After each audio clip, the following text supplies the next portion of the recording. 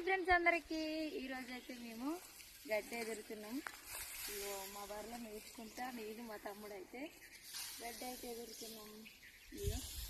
ఎన్ని తిన్నామో చూసిరా, అక్కడి నుంచి ఇక్కడి వరకు అయితే సగం అయిపోయిందారా, సగం అయిపోలేదు.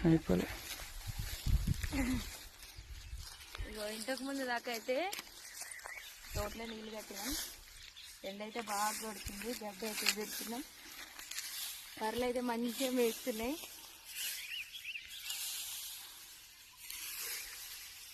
ఫుల్ ఎండ కొడుతుంది. ముంజకాయలు కావాలక్క, ముంజకాయలు కోసుకురా పోరా, కొట్టుకో తిన్నా.